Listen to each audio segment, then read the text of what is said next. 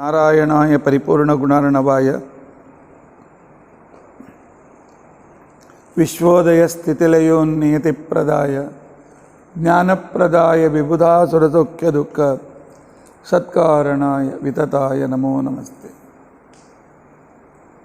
अभ्रमं भंगरहितं अजडं विमलं सदा आनन्दतीर्थमतुलं भजे तापत्रयापहम्। भवति यदनुभावादेडमूकोऽपि वाग्मी जडमतिरपि जन्तुर्जायते प्राज्ञमौलिः सकलवचनचेतो देवता भारती सा मम वचसि निधत्तां सन्निधिं मानसे च। अस्मद्गुरुसमारम्भां टीकाकृत्पादमध्यगां श्रीमदाचार्यपर्यन्तां वन्दे गुरुपरम्पराम्। विद्यायां विबुधाचार्यं वेदज्ञानाब्धिचन्दिरं दुर्मतध्वान्तमार्ताण्डं सत्यध्यानमुनिं भजे। पञ्चाशद्वर्षपर्यन्तं सततं रामपूजकः श्रीसत्यप्रमोदगुरुराट् भासतां नो हृदम्बरे। बन्धुस्त्वं गुरुरिष्टदैवतमिति त्वत्पादपङ्केरुहं प्राप्तं मां परिपालयेति सततं याचे निबद्धाञ्जलिः। चित्तं मद्गुणदोषचिन्तनविदौ नूनं मनं मा कृताः श्रीसत्यात्मगुरो त्वदङ्घ्रियुगलं हित्वा न मे सद्गतिः। यैरहं शुकवत्सम्यक् शिक्षितोऽस्मि कृपालुभिः तान् वन्दे धेनुताचार्यान् तत्त्वज्ञानार्थसिद्धये। श्री गुरुभ्यो नमः। हरि ओम हरि ओम हरि ओम। स्वस्तिस्तु अषेढजन्मङ्गलानि सन्तु। श्लोकैकश्रवणपठनमात्रेण वक्तुश्च श्रोतॄणां निखिलकलिकृतकल्मषाप नोदनपटुतरे धर्माद्यखिलपुरुषार्थसाधने भूते अद्य सूर्यग्रहणविषये विवरणारंभे सते किंचित पूर्वकथानुवादः। हरि ओम हरि ओम हरि ओम।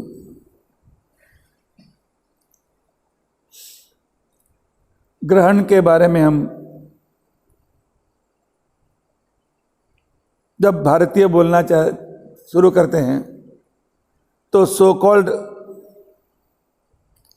इंटेलेक्चुअल मानने वाले विचारवादी हैं या आधुनिक कुछ लेखक हैं, हाँ कहते हैं तुम लोगों को क्या मालूम है, तुम लोग कथा कहते हो कि राहु आकर के सूर्य का गला पकड़ता है या केतु आकर के चंद्र का गला पकड़ता है इसलिए ग्रहण होता है। ये लोग हमारी निंदा करने से पहले ये सोचते नहीं कि हमारे शास्त्र कानून ने क्या कहा। कोई किंवदंती की कथा जो आ गई वही कथा। मैंने बहुत बड़े बड़े लेखकों ज्ञानपीठ अवार्ड पाए हुए लेखकों के लेख मैंने पढ़ा है, वे ऐसा ही कहते हैं क्या भारतीयों को मालूम है राहु आकर पकड़ता है केतु आकर पकड़ता है। ऐसा आपने कभी भारतीय ज्योतिष ग्रंथों को पढ़ा है?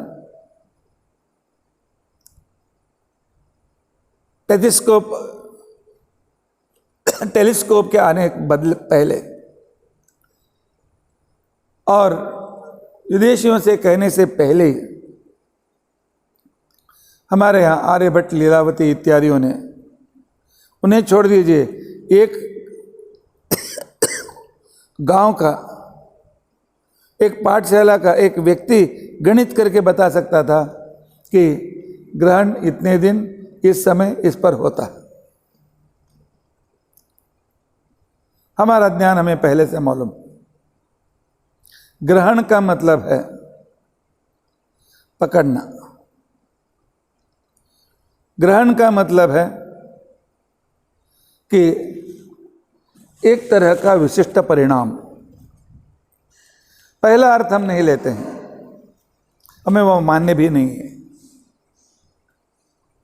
कोई बच्चों की कहानी में बता दिया होगा, अर्थात हमारे लिए साक्षात दिखने वाले देवता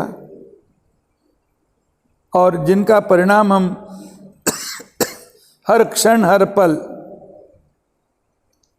हम भोग रहे हैं, वे हैं सूर्य और चंद्रमा। सूर्य और चंद्रमा, इनका परिणाम पृथ्वी पर बहुत कुछ है। रेस के ओर से सूर्य के रेस का परिणाम पूरे हमारी जिंदगी में होता है, चंद्र का परिणाम पूरे वनस्पतियों पर होता है। यह हमारे शास्त्रकार बहुत पहले से कहते आ रहे हैं। इसके साथ हम सिर्फ जड़ ग्रह को ही विशेष रूप से हमारे कर्ता धर्ता नहीं मानते। हर एक ग्रह के लिए एक विशिष्ट देवता, उनकी शक्ति, देवता का मतलब परिपूर्ण चैतन्य, हमारे लिए अत्यंत परिपूर्ण चैतन्य, जिनके लिए भगवान ने उन्हें नियमित किया है ऐसे ऐसे ग्रह में रह करके, ऐसे ऐसे संदर्भ में रह करके मनुष्य लोक से संपर्क करो और वहाँ के लोगों पर उसका परिणाम करते रहो।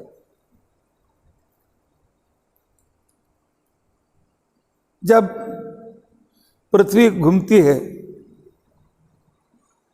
तब जो आकाश में मेष, वृषभ, मिथुन, कर्क, सिंह है, घूमते समय जब सूर्य से मेष राशि छिपी रहती है तब सूर्य मेष राशि में है, इस तरह हम कहते हैं। पृथ्वी घूमते हुए बाजू में जाती है, मेष राशि दिखने लगती है वृषभ राशि, तो सूर्य वृषभ राशि में गया। इस तरह का हम व्यवहार करते हैं, समझाने के लिए एक व्यवहार है। और इसको हम क्या कहते हैं, इस राशि और सूर्य का यह संक्रमण है, चंद्र और इस राशि का संक्रमण है। संक्रमण मतलब दोनों का एकत्र आना। उस समय मनुष्य के स्वभाव में, मनुष्य के ब्रेन पर, पृथ्वी पर, वनस्पतियों पर जो सूर्य चंद्र के किरणों से प्रभाव पड़ा, बदलाव हुआ, हजारों सालों से हमारे ऋषि मुनियों ने उसका अभ्यास किया। अभ्यास करके ग्रंथ लिख कर रखा। तो सूर्य मेष राशि के संबंध में रहते समय, वृषभ राशि संबंध में रहते समय कैसे बदल होता है, किस राशि वाले लोगों को, किस राशि वाले लोगों के मतलब अर्थात जिसके जन्म समय में, तो किस नक्षत्र में चंद्रमा है, किस चरण में चंद्रमा के रहते, उस नक्षत्र का रहते हुए इसका जन्म हुआ है, उसकी बॉडी, उसका मन, उसका स्वभाव इत्यादियों से एक विशिष्ट रचना होती है। भगवान की सृष्टि नियम है और अभी बहुत अभ्यास के द्वारा उसके लिए भी अनेक डाटा भी हमारे साथ सामने हैं और उसका सत्य भी आता है। ऐसे संदर्भ में उस संक्रमण का, सूर्य का दूसरे संक्रमण होते समय इस राशि वालों पर कैसा परिणाम होता है, यह सब कुछ रख करके तब हमारे ऋषि मुनियों ने कहा, एक काम करो, वैसे संदर्भ में तुम स्नान आदि करके जब पूजा आदि करो और उस ग्रह के नियामक देवताओं को संतुष्ट करो, जिससे जो भी ग्रह परिणाम होगा वह कम हो जाएगा। हमारे लिए हर महीने एक संक्रमण है, लेकिन हम दो संक्रमणों को विशेष रूप से मानते हैं, एक मकर संक्रमण, एक कर्क संक्रमण, जिसके बारे में मैंने कल इसका विवरण किया है। और संक्रमण के पहले, संक्रमण के बाद 2 घंटा पंचघटिका, कर्क संक्रमण के पहले के 2 घंटे, मकर संक्रमण के बाद में 2 घंटे अत्यंत पवित्र माने जाते हैं। उस समय स्नान, पूजा, जप आदमी को एक विशेष सामर्थ्य देता है और उसके संकट और रोग दूर हो जाते हैं। उसी को हम भगवान का अनुग्रह भी कहते हैं। लेकिन इस तरह से सूर्य और चंद्र की गति में विभक्ता को हम उसे पर्व काल भी कहते हैं। पर्व मतलब एक विशिष्ट स्पैन में रहने वाला समय।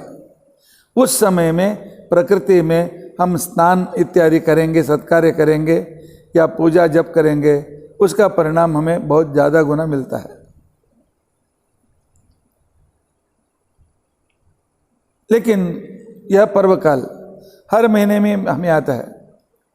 सूर्य संक्रमण में मेष संक्रमण, वृषभ संक्रमण इत्यादि। उसके बाद पौर्णिमा, अमावस्या, तो चंद्र के लिए एक विशिष्ट संक्रमण के रूप में,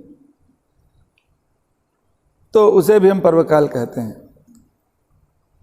पर्वकाल में हम क्या करते हैं? स्नान करते हैं पवित्र पानियों में, क्योंकि उस ग्रह से वो पानी पवित्र हुआ रहता है। और बाद में मन को एकाग्र करके उस हमें उपकार करने वाले परमात्मा को कृतज्ञता व्यक्त करने के लिए उनकी उपासना करते हैं। इसके लिए पर्वकाल में स्नान, पूजा, जप अत्यंत श्रेष्ठ माने जाते हैं। लेकिन सूर्य और चंद्र ग्रहण के संदर्भ में जितने समय तक वह ग्रहण काल रहता है, वेद काल से ही उसका एक विशिष्ट परिणाम शुरू हो जाता है। जाबाल स्मृति कहती है, संक्रांतो पुण्यकालस्तु षोडश उभयतः कलाः चंद्र सूर्योपरागे तो यावत दर्शन गोचर।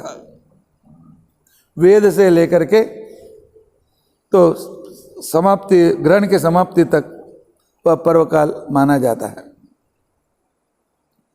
लेकिन ग्रहण हमेशा होते ही रहते हैं। लेकिन ग्रहण का मतलब है जब पृथ्वी घूमती रहती है तब बीच में चंद्रमा, उस उधर सूर्य आ जाता है, तो उस समय तो वह चंद्र ग्रहण माना जाता है, सूर्य ग्रहण माना जाता है। और घूमते समय पृथ्वी का उपग्रह चंद्र की छाया सूर्य के द्वारा जब छिप जाती है वह सूर्य ग्रहण माने जाते हैं। पृथ्वी छाया और चंद्र की छाया से सूर्य या चंद्र कुछ समय के लिए आधा या उसे भी आगे छोटा बड़े दिखाई देते हैं, उसे हम ग्रहण कहते हैं। और राहु केतु पृथ्वी पूरी तरह से सूर्य के घूमते समय जो अथवा अपनी शरीर अपने ही ऊपर घूमते समय उत्तर ध्रुव और पूर्व ध्रुव, उत्तर ध्रुव और दक्षिण ध्रुव के जो पॉइंट हैं उस पॉइंट की जगह को हम राहु या केतु कहते हैं। आकाश में दिखाने वाले ग्रह राहु केतु नहीं है। तो ऐसे संदर्भ में जब हमें यह ग्रहण दिखाई देता है, अर्थात हमारे देश में दिखाई देता है, तब उसका आचरण शास्त्रों में कहा गया है। आचरण दिखाई नहीं देता तो उस समय उसके आचरण करने की कोई ज़रूरत नहीं है, क्योंकि उसका परिणाम हम पर नहीं। ऐसे तो परिणाम थोड़ा रहता ही है। ऐसे तो साल में अनेक ग्रहण आते हैं, अलग अलग देशों में ग्रहण भी हमारे लिए संबंध, दूर से संबंध है। यदि दूसरे देश में जब अमावस्या रहती है तो हमारे यहाँ उस समय सुबह रहता है, वहाँ रात रहती है। वहाँ सूर्य ग्रहण हुआ तो हमारे लिए रात्रि में सूर्य ग्रहण है, अर्थात हमारे लिए उसका आचरण करने की कोई जरूरत नहीं पड़ती। तो इसके लिए कहा गया है सूर्य ग्रहो यदा रात्रो दिवा चंद्र ग्रह तथा तत्र स्नानम न कुर्वीत दद्यात दानंच क्वचित, क्योंकि रवि ग्रह और इत्यादियों के संबंध में जब दूसरे प्रदेश में होता है उसका हमारा संबंध नहीं आता है। अभी सूर्य ग्रहण या चंद्र ग्रहण जो हमें कभी साल में 2-4 आते हैं, कभी 1-2 आता है, कभी 1-2 साल में कभी आता ही नहीं है।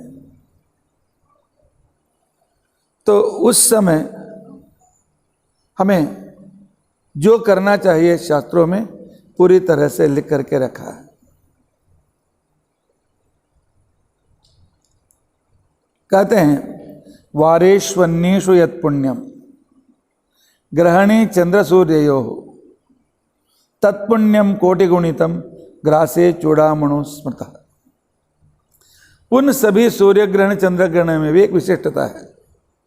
रविवार के दिन सूर्य ग्रहण आया तो उसको चूड़ामणि ग्रहण कहते हैं।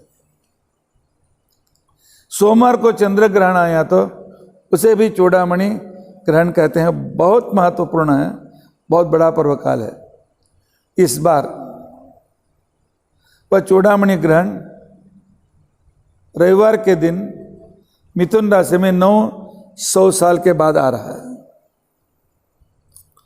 और 21 साल पहले भी चूड़ामणि आया था, लेकिन दूसरी राशि में। उस समय जो पुण्य मिलता है कोटि, बहुत ज्यादा गुणित में वह फल हमें प्राप्त होता है। तो ऋषि मुनियों ने कहा ग्रहण काल में क्या करना चाहिए। तो पुरुषार्थ चिंतामणि ग्रंथ हमें कहता है ग्रस्यमाने भवेत स्नानम। जब सूर्य ग्रहण शुरू हो रहा है जाकर के स्नान करना चाहिए,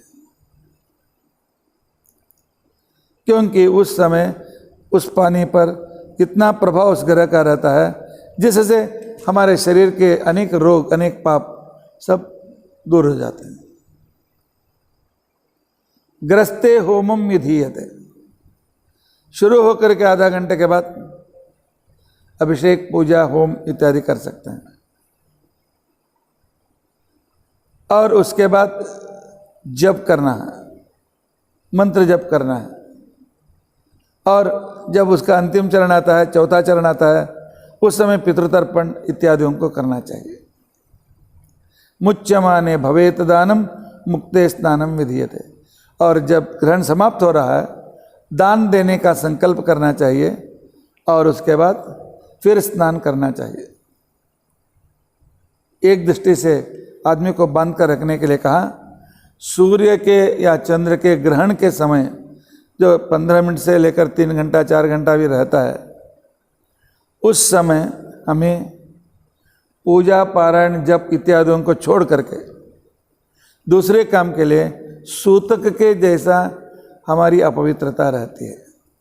ग्रहण काल में हम जो भी कपड़े छूते हैं उसे धोना जरूरी है। घर में जहाँ भी छूते हैं सबको धो करके रखना बहुत जरूरी रहता है। इसलिए उस समय सभी तैयार रख करके स्नान करना चाहिए। भगवान के सामने बैठ करके फिर उपासना करनी चाहिए। चूड़ामणि, अभी चूड़ामणि भी है, और राजस्थान के आगे कुछ जगह पर वह कंकणाकृति भी दिखाई दे रही है। अर्थात पूरे सूर्य और चंद्र में पूरा या सूर्य बंद नहीं हो रहा है, खग्रास नहीं हो रहा है, उसके चारों ओर प्रकाश दिखाई देता है, बीच में काला, चारों ओर, अर्थात एक कंगन के जैसे यह दिखा है। संस्कृत में चूड़ामणि का मतलब होता है कंगन, कंकण, कंकण कहते हैं। कंकणाकृति सूर्य ग्रहण गुजरात, राजस्थान, थोड़ा उस ओवर, पूरे हिंदुस्तान में यह खग्रास सूर्य ग्रहण नहीं, खंडग्रास सूर्य ग्रहण है। अर्थात पूरा सूर्य छिप नहीं जाता है। खंडग्रास और चूड़ामणि ग्रहण हमारे लिए, उनके लिए कंकणाकृति और चूड़ामणि शोधन ग्रहण उन प्रदेशों के लिए है।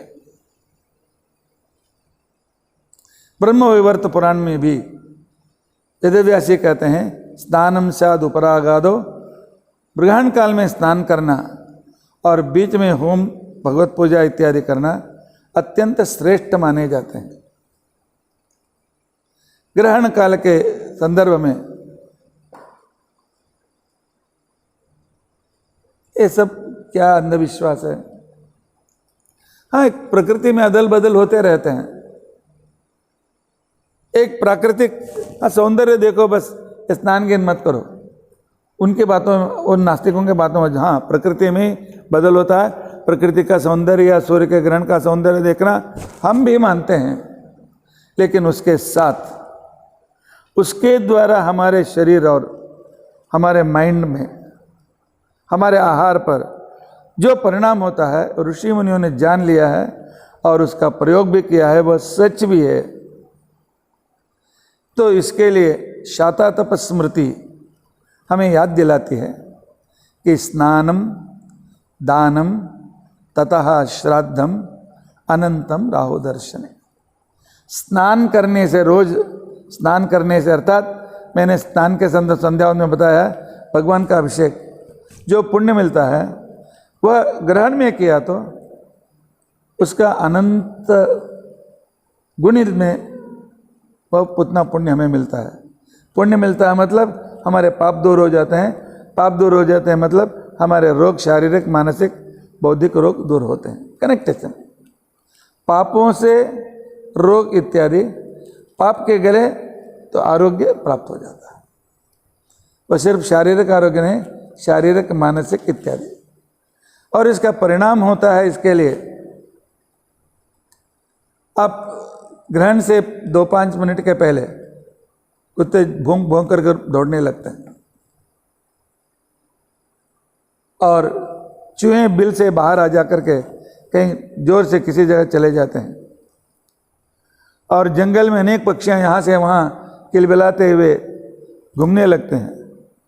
उनको प्रकृति से ग्रहण लग गए मालूम पड़ता है, प्रकृति पर उसका परिणाम है। तो इस पर बहुत कुछ कहने के लिए हमारे समय सीमित है, इसलिए बहुत कुछ नहीं कहूँगा। अब स्नान करना चाहिए। ठंडे पानी से स्नान अत्यंत श्रेष्ठ माना जाता है क्योंकि ओरिजिनल गुणों से वो युक्त होता है।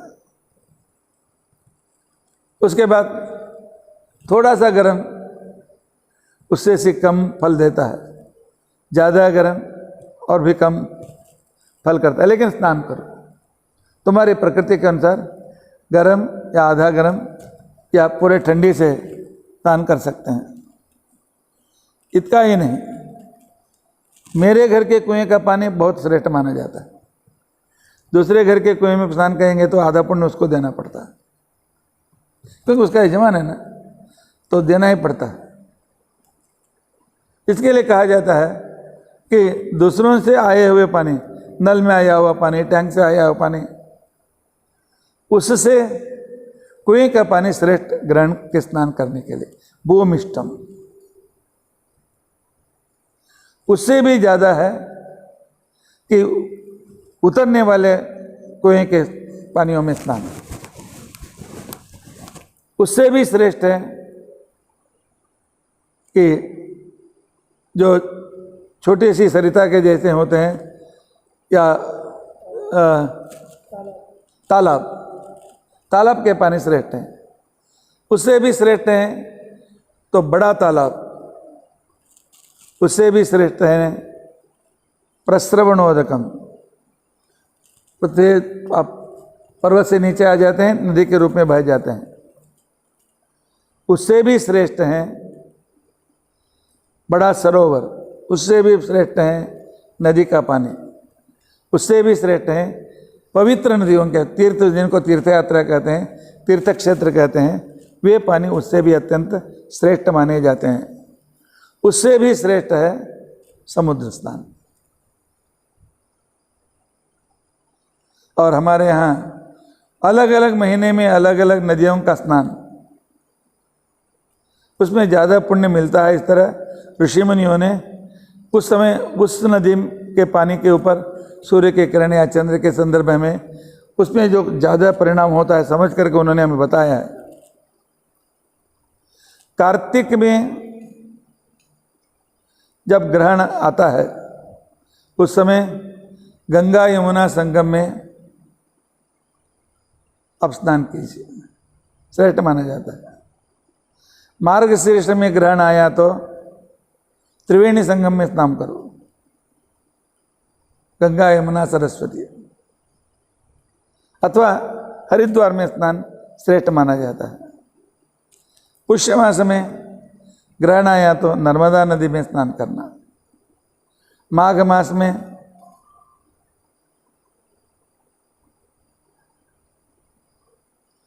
फाल्गुन मास में वरुणा नदी अत्यंत श्रेष्ठ मानी जाती है।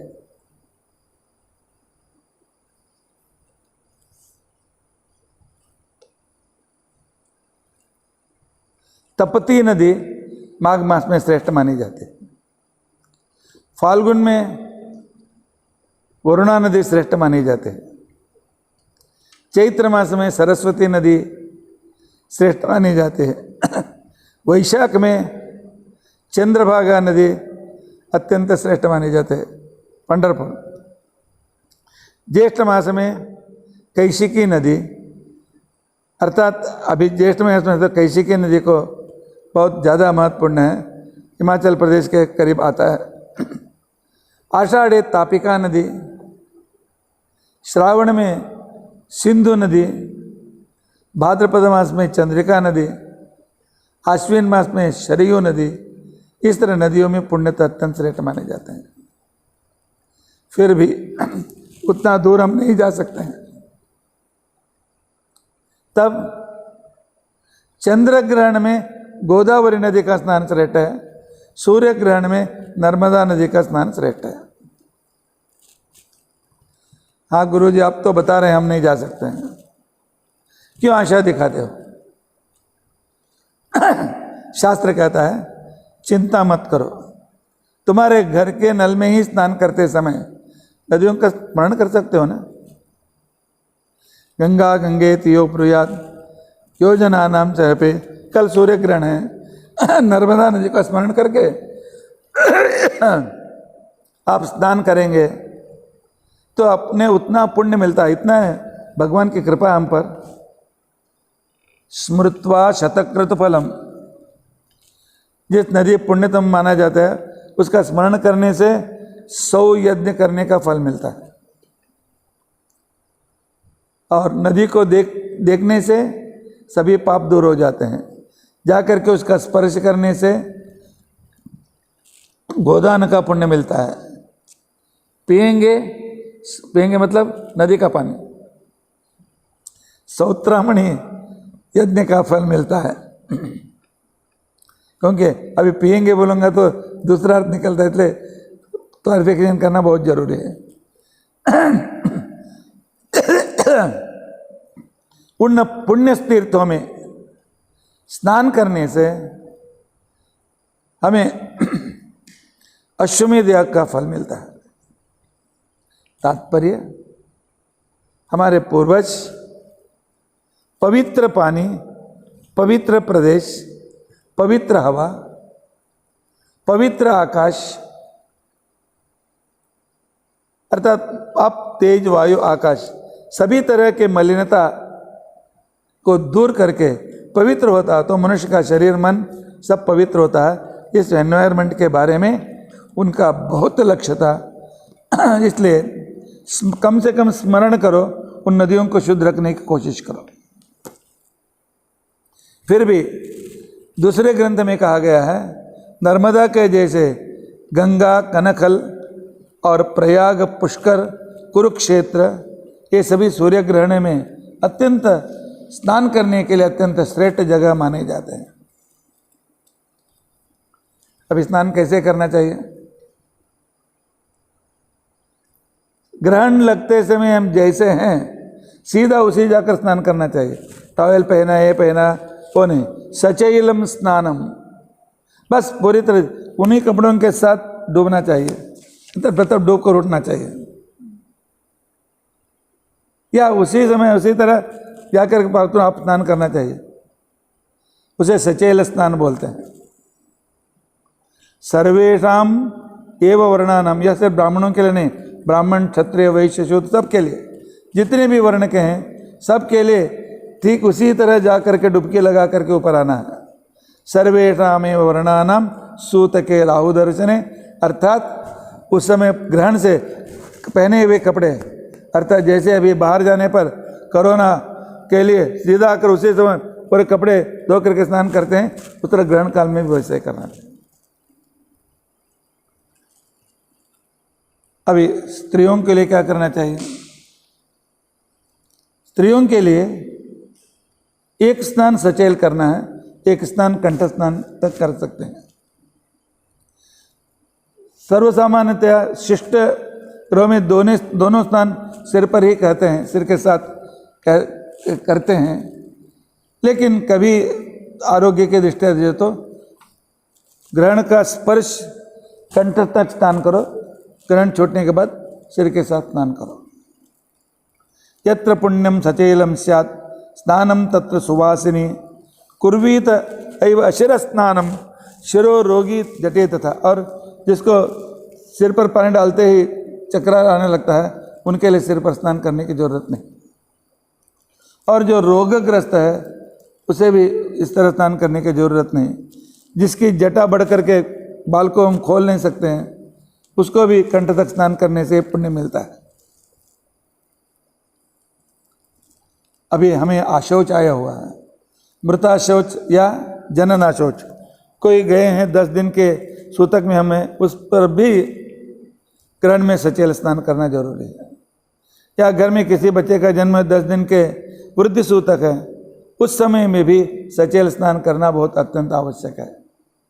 सूतके मृतके चैव न दोष राहु दर्शने, उसके लिए, और उस समय ग्रहण के समय में बैठ करके सूतक हो कहीं भी हो, भगवान का स्मरण और नाम स्मरण इत्यादि करने के लिए पूरा अधिकार उस समय उनके लिए रहता है। इतना ही नहीं, अधिक मास में भी सूर्य ग्रहण, तो यही सूर्य ग्रहण अधिक मास में नहीं आएगा क्योंकि उस समय सूर्य संक्रमण ही नहीं होता है। कभी चंद्र ग्रहण आया तो आ सकता है, तो भी इस तरह स्नान करना बहुत जरूरी है। और इसके बाद स्नान के साथ दान भी अत्यंत आवश्यक है। पर्व काल पुण्य काल में हम जो दान देते हैं 3 दिन तक बाहर नहीं जाने, उसका करोड़, 3 दिन तक बाहर नहीं जाने का ऐसा कुछ है? नहीं, ऐसा कुछ नहीं। हाँ, ग्रहणीय द्वाह संक्रांति यात्रार्थे प्रसवेषु च दानम नैमित्तिकम ज्ञेयम रात्रावपि तदिश्यते। ग्रहण में दान अवश्य, संकल्प करके छोड़ने के बाद दान देना है। संक्रमण में, यात्रा में गए हो, स्नान किया, कोई ब्राह्मण दिखाई दे, दान कर दे दो। और रात में कोई पर्वकाल आया उस समय भी दान करे। वैसे तो रात को दान नहीं देना चाहिए, लेकिन ग्रहण के समय कहीं भी आप दान दे सकते हैं। और रजस्वला स्त्री को क्या करना चाहिए? एक पात्र में पहले क्या करते थे, ये जो बांस की टोकरियां हैं, उस टोकरी को एक तरह का मेण लगा करके, जो मधुमक्खी के छत्तों से मिलता है चिकट पदार्थ, उसे लगा करके उसमें पानी डालने पर भी नहीं जाता था, इस तरह तैयार करते थे। ऐसे वंश पात्र में रजस्वाला को स्नान देना चाहिए। वह भी सचैल स्नान करना चाहिए, लेकिन अपने कपड़ों को वह कभी क्या करते हैं उसको, हाँ, नीचा, कपड़ों को निचोड़ नहीं सकती है, उस कपड़े को बाजू में रख करके तो भगवान का नाम स्मरण कर सकती है। और अभी ग्रहण के पूर्व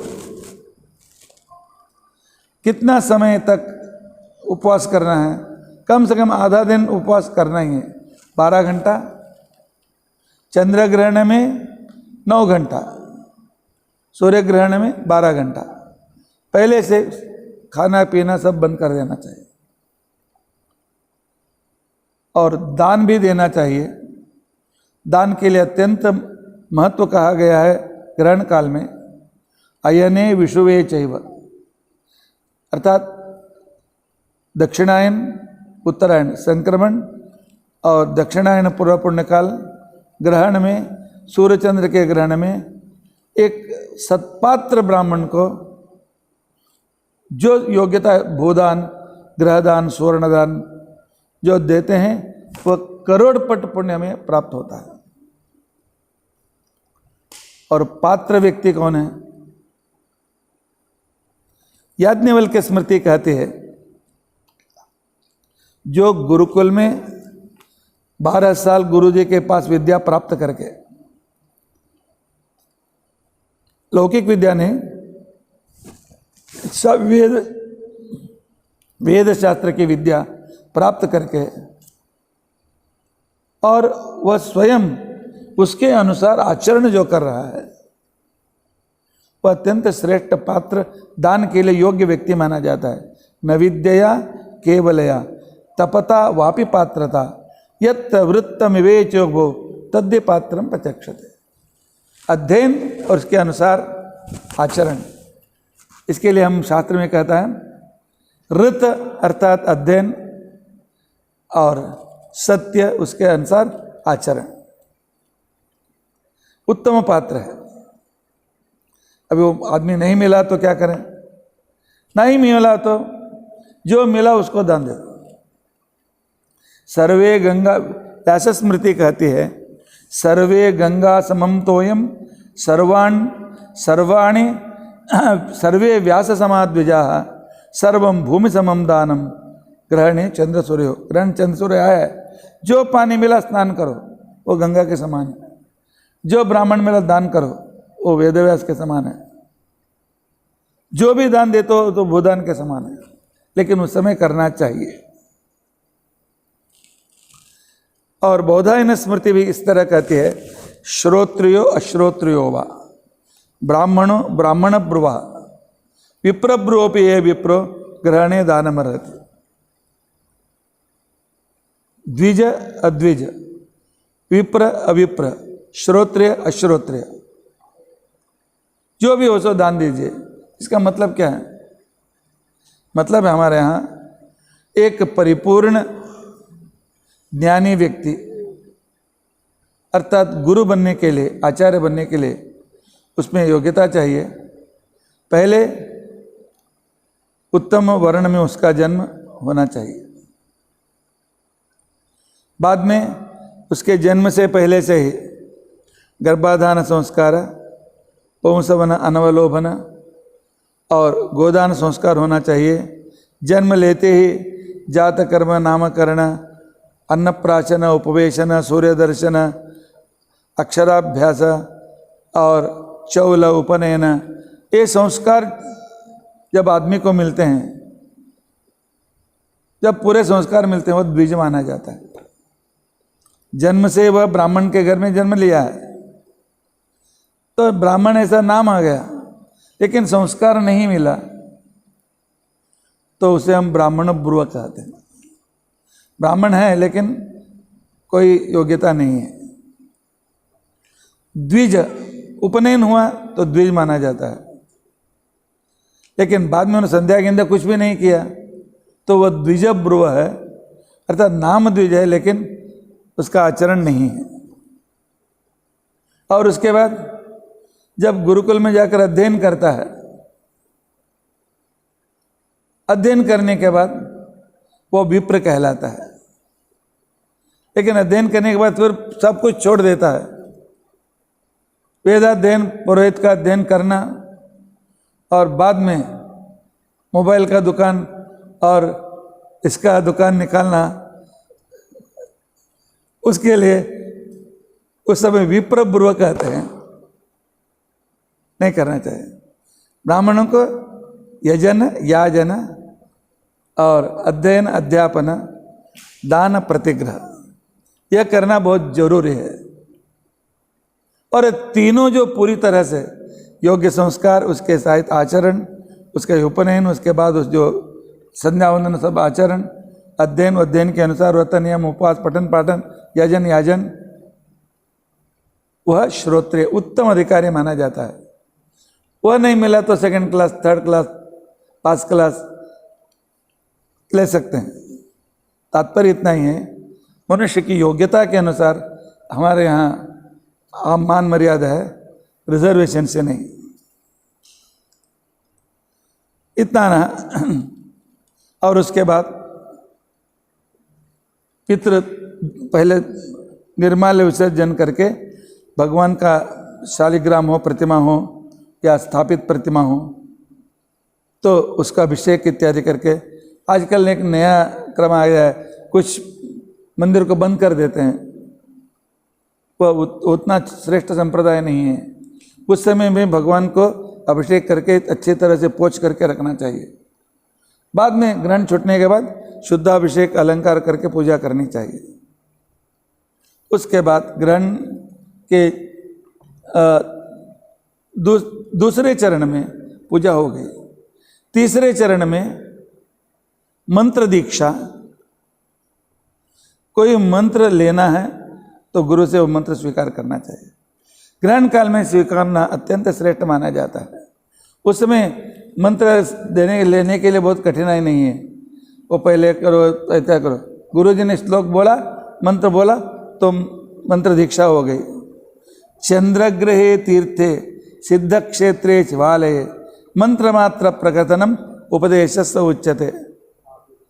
उसके बाद गुरु जी से हमने जो मंत्र लिया तो ग्रहण में पूरी तरह से उनका जप करना अत्यंत आवश्यक है। जो संध्या उनका जप कर रहे हैं या राम मंत्र का जप करें, स्त्रियाँ कृष्ण मंत्र का जप कर रहे हैं, संध्या उन्होंने ग्रहण काल में आपने नहीं किया तो वह फिर चला गया, फिर नया लेना चाहिए। उस मंत्र को उस समय करना अत्यंत बहुत जरूरी है और उसके लिए बहुत कुछ कहा गया है और होम भी कहा गया है। तो और होम कैसे करना चाहिए इसका विस्तृत रूप से दिया गया है। यदि होम करने में असमर्थ हैं तो बाद में योग्य ब्राह्मणों का तो समाराधन किया तो वह होम के समान ही माना जाता है। और इतना ही नहीं, तो जो भी हमें जितना हम जप करते हैं, 1000 जप किया, उसका दशांश 100 अर्घ्य देना चाहिए।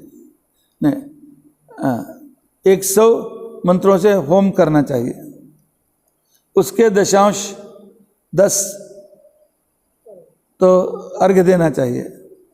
उसका दशांश एक ब्राह्मण को उस दिन के लिए खिलाना चाहिए। 2000 किया तो 2 ब्राह्मण, 10,000 किया तो 10 ब्राह्मण।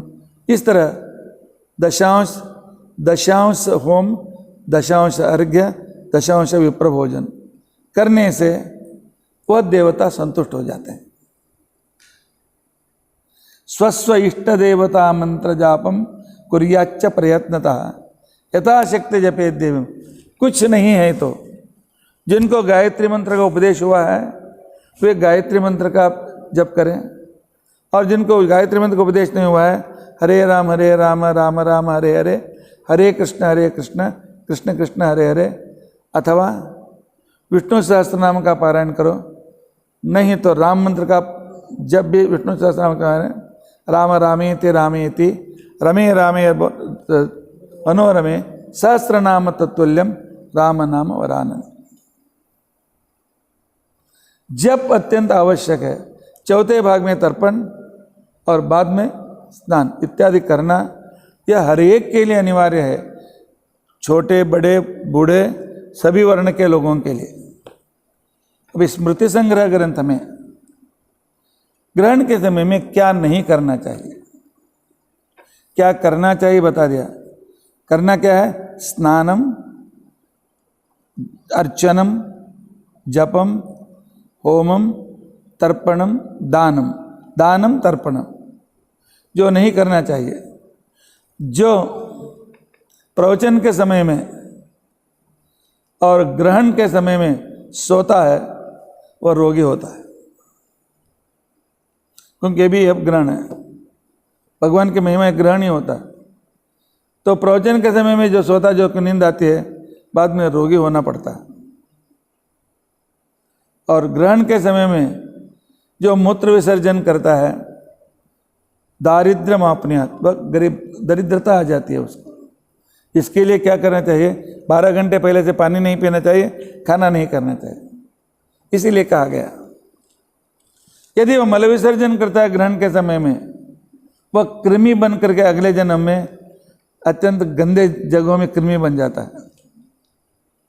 जो पुरुष स्त्री ग्रहण काल में अपना शरीर संबंध करते हैं, तो ये लोग गांव के सुअर बन जाते हैं, दूसरों का मल खाते हुए घूमते हैं।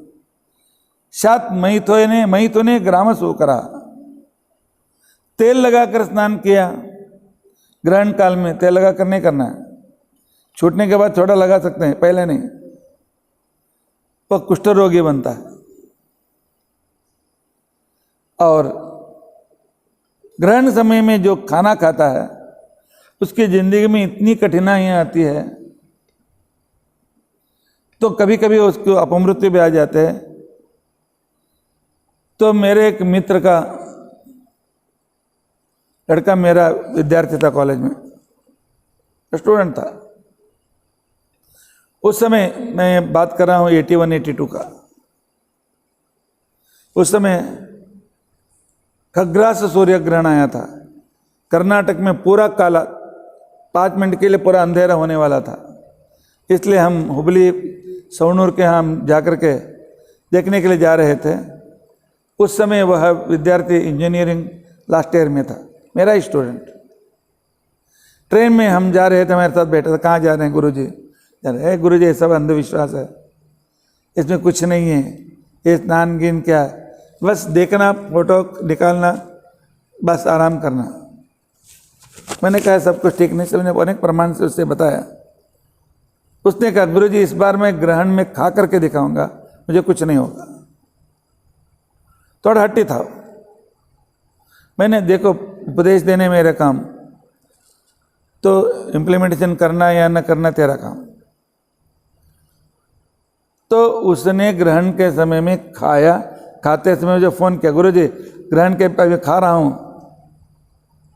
आपको मालूम नहीं, 5 महीने के बाद, 5 महीने या 4 ही महीने हुए थे, उसको आना या अच्छे तरह कहीं बाहर नहीं गया था, घर में कैसे फूड पॉइजन हो गया मालूम नहीं। मरते मरते वह हॉस्पिटल में रहते समय कहा गुरुजी आकर आशीर्वाद करो, नहीं तो मैं मर रहा हूँ। शास्त्र कभी झूठा नहीं होता।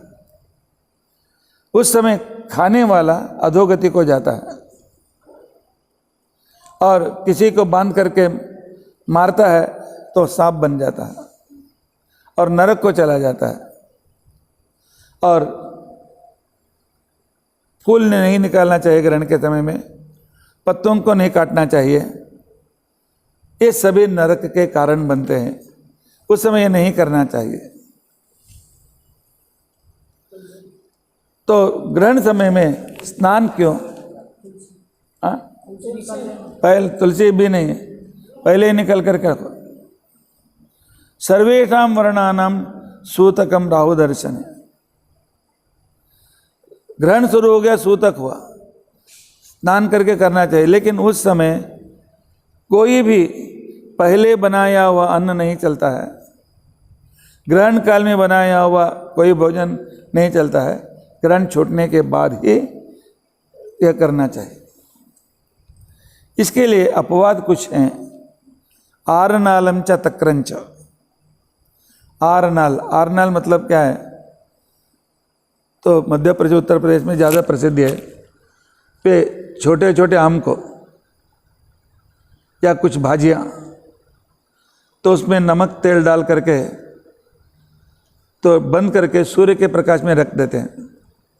सूर्य के प्रकाश से ही वह पक करके एक तरह का, उसे कांजी बोलते हैं, वह कांजी, क्योंकि वो सूर्य से पका हुआ रहता है। वह हमारे घर में दही या हमने छाछ बनाए हैं वह, और प्रवास को जाना है उसके लिए कुछ भून करके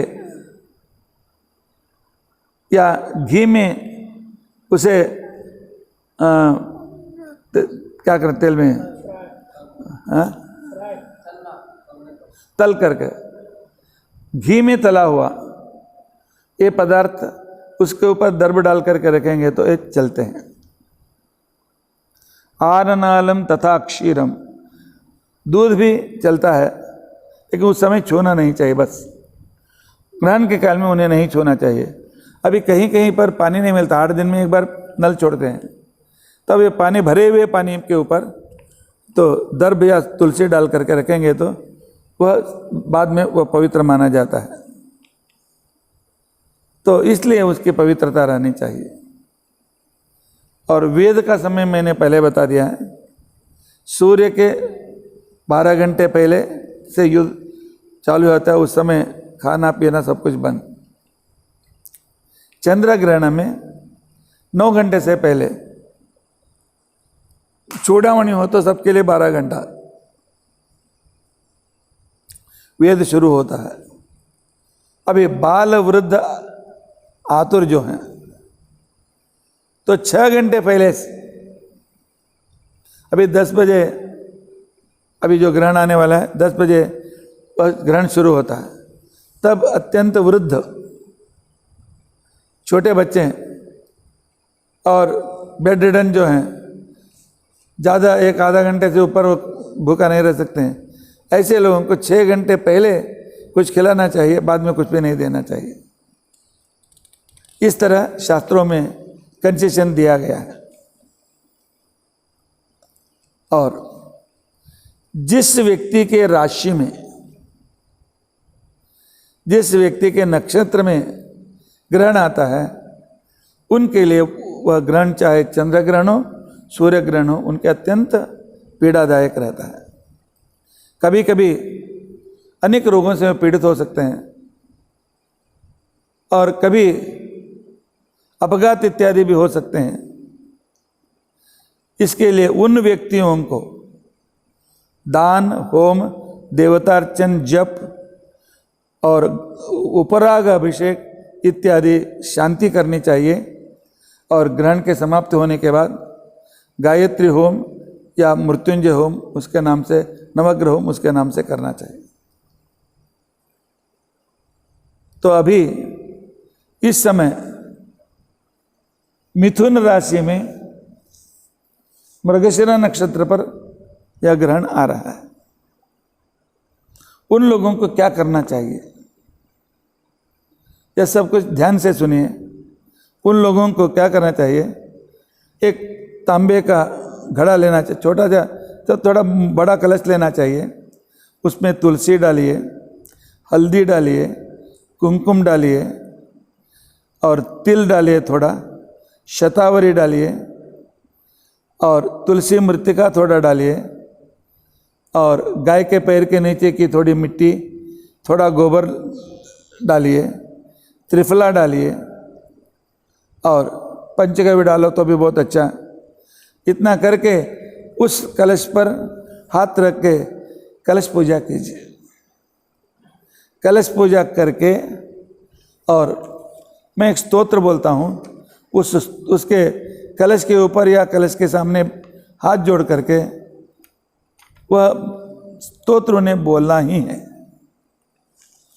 तो अब स्तोत्र है, उस स्तोत्र को हम कल आनंद विहार में, यह स्तोत्र वीडियो के इन संदर्भ में आपको देवनागरी में मिलेगा, हम डाल रहे हैं। वह स्तोत्र 2 मिनट में बता देता हूँ। योसो वज्रधरो देवः आदित्यानां प्रभुर्मतः सहस्रनयनश्चक्रः ग्रहपीडां व्यपोहतु। मुखम यः सर्वदेवानां सप्तार्चिः अमितद्युतिः चंद्रोपरागसंभूतां अग्निपीडां व्यपोहतु। यः कर्मसाक्षी लोकानां धर्मो महिषवाहनः यमः चंद्रोपराग संभूताम अग्निपीडाम व्यपोहतु। रक्षोगणाधिपः साक्षात् नीलांजन समप्रभा खड्गहस्तोति भीमश्च ग्रहपीडाम व्यपोहतु। अग्नि की स्तुति है और यम की स्तुति है। नागपाशधरो देवः सदा मकरवाहनः स जलाधिपतिर्देवः ग्रहपीडाम व्यपोहतु। वरुण की प्रार्थना है और राक्षसों के अधिपति निवृत्ति की भी प्रार्थना है। स जलाधिपतिर्देवः ग्रहपीडाम व्यपोहतु। प्राणरूपो हि लोकानां सदा कृष्णमृगप्रियः। वायु देवता की प्रार्थना है। चंद्रोपरागोत्तम ग्रहपीडाम अतः सूर्योपरागोत्तम ग्रहपीडाम व्यपोहतु। योसो निधिपतिर्देवः खड्गशूलगदाधरः चंद्रोपरागकलुषम धनदोत्र व्यपोहतु। यह कुबेर की प्रार्थना है। चंद्रो योसो दिंदुरो इंदुधरो देवः पिनाकी वृषवाहन। शंकर जी की स्तुति है। चंद्रोपराग पापानि अतः सूर्योपराग पापानि सनाश हेतु शंकरा। त्रैलोक्य यानि भूतानि स्थावराणि चराणि च। जितने जीव जंतु हैं वे सभी ब्रह्म विष्णु रुद्र के अधीन में हैं और सबके ऊपर परमात्मा विष्णु श्रेष्ठ है, वह मेरी पीड़ा को दूर करे। इस तरह अभिमंत्रित करके ग्रहण के छूटते ही इस मंत्र से उसको प्रोक्षण या स्नान कराना चाहिए। इतना ही नहीं, जिस नक्षत्र में है अर्थात मृगशिरा मिथुन राशि मृगशिरा नक्षत्र में है उसको यह श्लोक सोने के पत्र पर या चांदी के पत्र पर या तांबे के पत्र पर कुछ भी नहीं तो कागज में लिख करके कपड़े में डाल करके होम होने तक उसके सिर पर बांधना चाहिए या अभिषेक के पहले तो सिर पर बांधना चाहिए। बांध करके ब्राह्मणों के द्वारा इसका प्रोक्षण करा करके होम कराना है तो होम करा करके तो उसे ब्राह्मणों को दान में दे देना चाहिए। और बाद में इस मंत्र से अभिमंत्रित पानी से ब्राह्मण उसे अभिषेक करेंगे तो उसके बाद ब्राह्मणों को जो भी देना है इतना करने से यह पीड़ा दूर हो जाती है। मृगशिरा नक्षत्र वाले अवश्य करें। और दूसरे, इस ग्रहण में मिथुन राशि, कर्क राशि, वृश्चिक राशि और मीन राशि 4 राशियों के लिए यह अच्छा नहीं है। इसके लिए ये सभी स्तोत्र के साथ कलश अभिमंत्रण करके उससे स्नान अवश्य करें। और उसके बाद वृषभ, तुला, धनु, कुंभ राशियों के लिए यह मध्यम फलदायक है। वे विष्णु सहस्त्र नाम की पारायण, गायत्री मंत्र का जप करें, राम मंत्र का जप करें और 3 घंटा व्यर्थ मत बताइए, भगवान का ही जप ध्यान करते रहे। और मेष, सिंह, कन्या, मकर राशि के लिए उत्तम है। उत्तम मतलब हम कुछ नहीं करना चाहिए ऐसा नहीं, वे मंत्र जाप करेंगे तो मंत्र सिद्धि प्राप्त होती है। इसलिए जन्म नक्षत्र वालों को इस तरह विशेष रूप से करना अत्यंत जरूरी है। और इस अभी जो ग्रहण आ रहा है उसके बारे में संक्षेप में मुझे विवरण करना है। तो 21 को जो आ रहा है तो कंकणाकृति मिथुन राशि में आ रहा है। मिथुन राशि सूर्य का नीच राशि। इसके लिए आरोग्य के लिए जो सूर्य हमें ध्यान देना चाहिए वह भी आउट हो गया। उसके साथ शनि से युक्त है, अर्थात किसी व्यक्ति में पहले ही वह बहुत क्रोधी व्यक्ति है, हमेशा क्रोध से रहते, उसके हाथ में AK-47 दिया तो क्या करेगा। इस तरह इस राशि में इसलिए कुछ 1 हफ्ता 15 दिन तक कोरोना और भी बढ़ सकती है और इस तरह, और इतना ही नहीं, 6 ग्रह नीच राशि में अर्थात वक्री हैं। 6 ग्रह आज कभी वक्री हैं। उन वक्री संदर्भ में भी गुरु, शुक्र, शनि, राहु, केतु, मंगल, ये सभी वक्री हैं। तो इसके लिए उनकी भी सहायता हमें नहीं मिल रही है। यह देश के दृष्टि से उतना शुभ संकेत नहीं है, अशुभ संकेत है। वृषभ लग्न में अर्थात स्वतंत्र भारत का लग्न वृषभ लग्न है। वृषभ लग्न में रहते समय उसका मंगल, शनि और इसकी दृष्टि से अर्थव्यवस्था में गड़बड़ हो सकता है और कोरोना में थोड़ी संख्या ज़्यादा हो सकती है। युद्ध की परिस्थिति आ सकती है और अब जो शीत युद्ध चल रहा है, छद्म युद्ध जो चल रहा है उनका, पाकिस्तान इत्यादि उनके द्वारा कोरिल्ला युद्ध, और भी थोड़ा ज़्यादा हो सकता है। बेरोजगारी भी आ सकती है। अद्भुत संदर्भ है, लेकिन जब पारायण इत्यादि करने से फिर अच्छी स्थिति बहुत जल्दी ही आ सकती है, इसलिए कोई घबराने की जरूरत नहीं। सबसे श्रेष्ठ गायत्री मंत्र का जप करो और 11वां भगवद गीता का जप करो। हमारे संकट और दूसरों के संकट सब पूरी तरह से दूर हो जाते हैं। लेकिन विशेष रूप से नवजात शिशु और जो गर्भिणी हैं, इसका परिणाम होता है, इसलिए उनको सूर्य को मत दिखाओ। सूर्य का किरण उन पर नहीं पड़ना चाहिए किसी भी कारण से रूप से। और गर्भिणी को क्या करना चाहिए? गर्भिणी स्त्री के बारे में शास्त्र कहता है, ग्रहण के समय में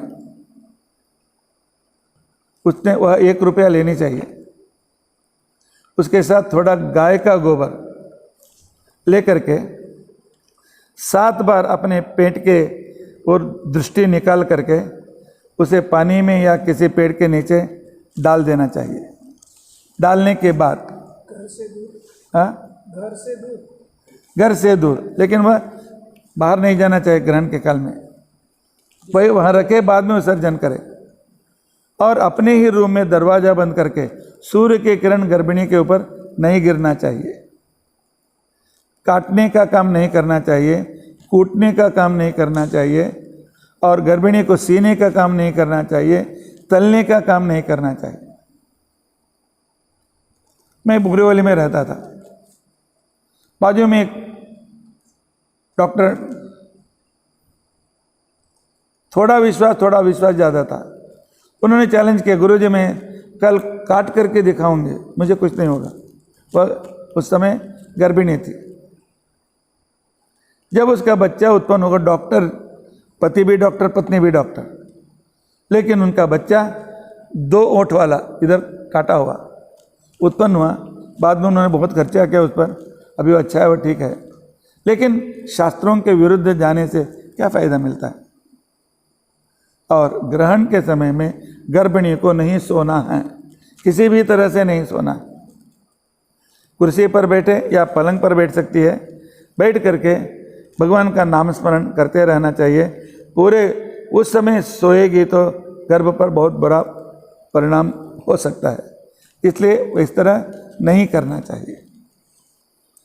और अभी ग्रहण काल में सबको, जिनके लिए मैंने कहा, जिन राशियों के मैंने कहा, मिथुन, कर्क, वृश्चिक, मीन राशि वाले सोने या चांदी का सूर्य का बिंब बनाओ और नाग का भी बिंब, एक सर्प का बिंब या नाग के तार लेकर के नाग के जैसे बना करके एक कांसे के पात्र में या ताम्र के पात्र में, तो किसी प्लास्टिक इत्यादि में डाल करके घी उसमें रखे पूरा भर करके, उसके ऊपर एक चांदी के बर्तन में, चांदी की वाटी में मक्खन लगना चाहिए। उस मक्खन में सूर्य या चंद्र को रखना है।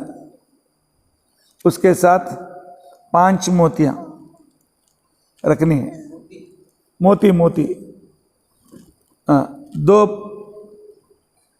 पवड़ बोलते हैं, ओड़ा, हाँ, उसको 2 रखना चाहिए। थोड़ा तिल रखना चाहिए और एक वस्त्र रखना चाहिए।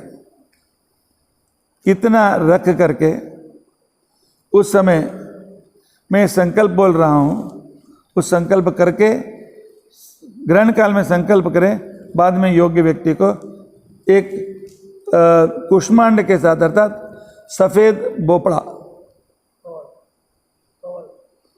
हाँ, हिंदी में बोपड़ा को क्या बोलते हैं? हाँ, कोहड़ा बोलते हैं, सफ़ेद भोपड़ा, इनमें कद्दू बोलते होंगे, मुझे याद नहीं है। हाँ, उसके साथ दान देना चाहिए।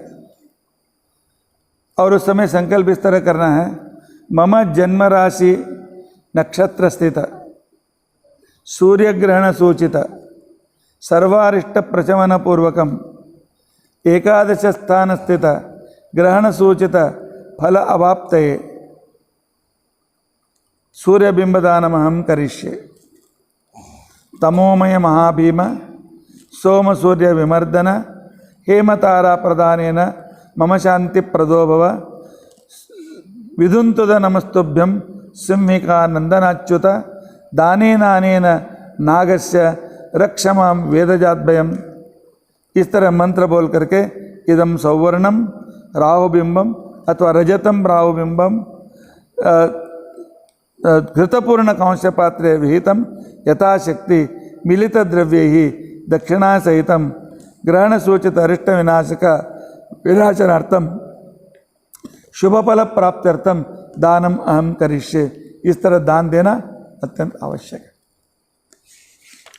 किस किस को फिर याद रखिए, मिथुन और कर्क, वृश्चिक और मीन राशि, इनको यह करना अत्यंत आवश्यक है। अच्छा, मेरे विद्यार्थी का प्रश्न है कि वह गरीब है तो क्या करे? हाँ, उसकी जितनी शक्ति है उतना ला सकते हैं, लेकिन चल सकता है, मतलब जो पैसे वाला भी है वो नहीं करना चाहिए। और जिसके इतनी योग्यता नहीं है, जिसने अपनी योग्यता के अनुसार उसे दान देना चाहिए।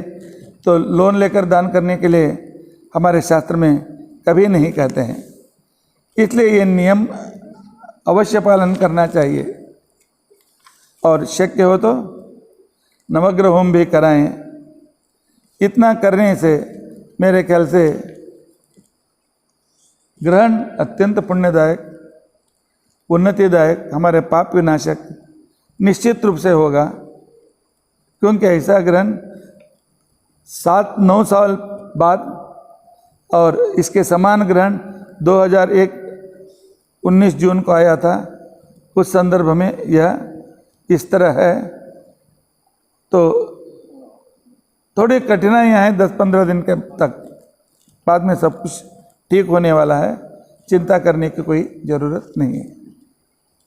कोई प्रश्न है? नहीं। तो इतना आचरण सब करें। श्री कृष्णार्पणमस्तु।